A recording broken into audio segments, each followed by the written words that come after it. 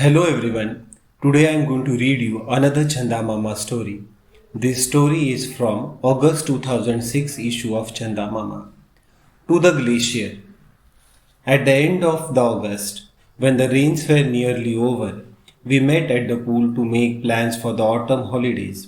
We had bathed and were stretched out in the shade of the fresh rain-washed sal trees when Kamal, pointing vaguely to the distant mountains, said, "Why don't we go to the Pindari glacier?" "The glacier!" exclaimed Anil. "But that's all snow and ice." "Of course it is," said Kamal, "but there is a path through the mountains that goes all the way to the foot of the glacier. It is only 54 miles." "Only 54 miles? Do you mean we must walk 54 miles?" "Well, there is no other way," said Kamal, "unless you prefer to sit on a mule. But your legs are too long. They will be trailing along the ground." "No, we will have to walk. It will take us about 10 days to go to the glacier and back. But if we take enough food, there will be no problem. There are dark bungalows to stay in at night." "Kamal gets all the best ideas," I said. "But I suppose Anil and I will have to get parents' permission and some money." "My mother won't let me go," said Anil. "She says the mountains are full of ghosts and she thinks I'll get up to some mischief."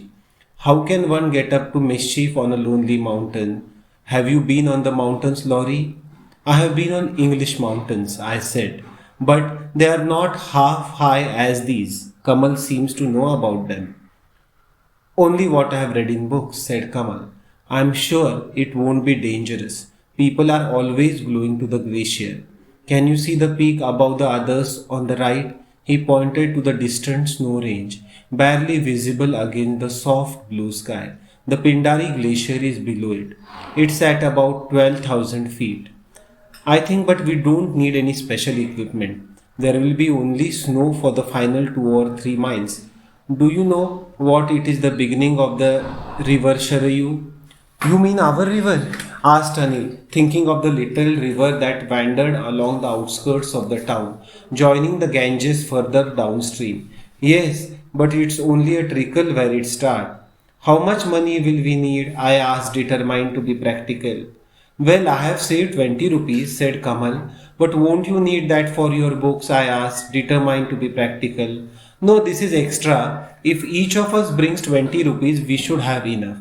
There is nothing to spend money on. Once we are up on the mountains, there are only 1 or 2 villages on the way and the food is scarce. So we will have to take plenty of food with us. I learnt all this from the tourist office." "Kamal has been planning this without our knowledge," complained Anil. "He always plans in advance," I said, "but it is a good idea and it should be a fine adventure." "All right," said Anil, "but Laurie will have to be with me when I ask my mother. She thinks Laurie is very sensible and might let me go if he says it's quite safe." And he ended the discussion by jumping into the pool, where we soon joined him. Though my mother hesitated about letting me go, my father said it was a wonderful idea and was only sorry because he couldn't accompany us himself, which was a relief as we didn't want our parents along. And though Anil's father hesitated, or rather because he hesitated, his mother said, "Yes, of course, Anil must go. The mountain air would be good for his health." A puzzling remark because Anil's health had never been better. The bazaar people, when they heard that Anil might be away for a couple of weeks, were overjoyed at the prospect of a quiet spell and pressed his father to let him go.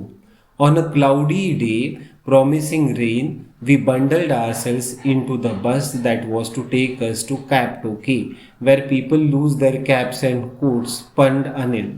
The starting point of our trip.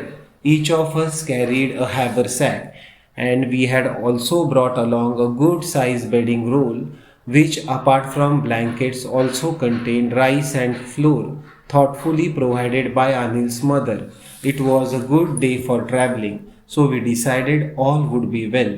We were soon in the hills on a winding road that took us up and up until we saw the valley and our town spread out beneath us. The river, a silver ribbon across the plain, Kamal pointed to a patch of dense sal forest and said, "Our pool must be there." We took a sharp bend and the valley disappeared, and the mountains towered above us. We had dull headaches by the time we reached Kaptoke. But when we got down from the bus, a cool breeze freshened us. At the wayside shop, we drank glasses of hot sweet tea, and the shopkeeper told us we could spend a night in one of his rooms. It was pleasant at Kapkute, the hills wooded with deodar trees, the lower slopes planted with fresh green paddy. At night, there was a wind moaning in the trees, and it found its way through the cracks in the windows and eventually through our blankets. Then, right outside the door, a dog began howling at the moon. It had been good day for traveling, but the astrologer hadn't warned us that it would be a bad night for sleep. Next morning, we washed our faces at a small stream about 100 yards from the shop and filled our water bottles for the day's march. A boy from the nearby village sat on a rock, studying our movements. "Where are you going?" he asked, unable to suppress his curiosity. "To the glacier," said Kamal. "Let me go with you," said the boy. "I know the way." "You are too small," said Anil. "We need someone who can carry our bedding roll." "I am small," said the boy, "but I am strong. I am not a weakling like the boys in the plains." Though he was shorter than any of us, he certainly looked sturdy and had a muscular, well knit body and pink cheeks. "See," he said, picking up a rock the size of a football. He heaved it across the stream. "I think he can come with us," I said, and the boy, whose name was Vishnu, dashed off to inform his people of his employment. We had agreed to pay him a rupee a day for acting as our guide and Sherpa, and then we started walking, at first above Little Charu River, then climbing higher along the rough mule track, always within sound of the water. Kamal wanted to bathe in the river. I said it was too far, and Anil said we couldn't reach the dark bungalow before dark if we went for a swim. Regretfully, we left the river behind and marched on through a forest of oaks over wet, rotting leaves that made a soft carpet for our feet. We ate at the noon under an oak, as we didn't want to waste any time making a fire, not on this crucial day. We ate beans from a tin and drank most of our water. In the afternoon, we came to the river again. The water was swifter now, green and bubbling still far below us. We saw two boys swim in the water, swimming in an inlet which reminded us of our own secret pool. They waved and invited us to join them. We returned their greetings, but it would have taken us an hour to get down to the river and up again, so we continued on our way. We walked miles that day. Our speed was to decrease after this, and we were at the dark bungalow by 6 o'clock. Vishnu busied himself collecting sticks for a fire. Anil found the bungalow's watchman asleep in a patch of fading sunlight and roused him. The watchman, who had not been bothered by visitors for weeks, grumbled at our intrusion but opened a room for us. He also produced some potatoes from his quarters, and these were roasted for dinner. It became cold after the sun had gone, and we remained close to Vishnu's fire. The damn sticks burnt fitfully. By this time, Vishnu had fully justified his inclusion in our party. He had balanced the bedding roll on his shoulders as though it were full of cotton wool instead of blankets. Now he was helping us with the cooking, and we were glad to have him sharing our hot potatoes and strong tea. There were only two beds in the room, and we pushed these together, apportioning out the blankets as fairly as possible. Then the four of us leapt into bed, shivering in the cold. We were already over 5,000 feet. Vishnu, in his own peculiar way, had wrapped a scarf around his neck, though a cotton singlet and shorts were all that he wore for the night. "Tell us a story, Laurie," said Anil. "It helps us to fall asleep." I told them one of my mother's stories about a boy and a girl who had been changed into a pair of buffaloes, and then Vishnu told us about the ghost of a sadhu who was to be seen sitting in the snow by moonlight not far from the glacier. Far from putting us to sleep, this story kept us awake for hours. Aren't you asleep yet? I asked Anil in the middle of the night. No, you keep kicking me, he lied.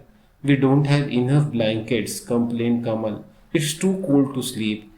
I will never sleep till it's very late, mumbled Vishnu from the bottom of the bed. No one was prepared to admit that our imagination was keeping us awake. After a little while, we heard a thud on the corrugated tin sheets and then the sound of someone or something scrambling about on the roof. Anil, Kamal, and I sat up in the bed, startled out of our beds. Vishnu, who had won the race to be the first one to fall asleep, merely turned over on his side and grunted. It's only a bear, he said. Didn't you notice the pumpkins on the roof? Bears love pumpkins. For half an hour, we had to listen to the bear as it clambered about on the roof, feasting on the watchman's ripening pumpkins. Finally, there was silence. Kamal and I crawled out of our blankets and went to the window. And through the frosted glass, we saw a black Himalayan bear ambling across the slope in front of the bungalow, a fat pumpkin held between its paws.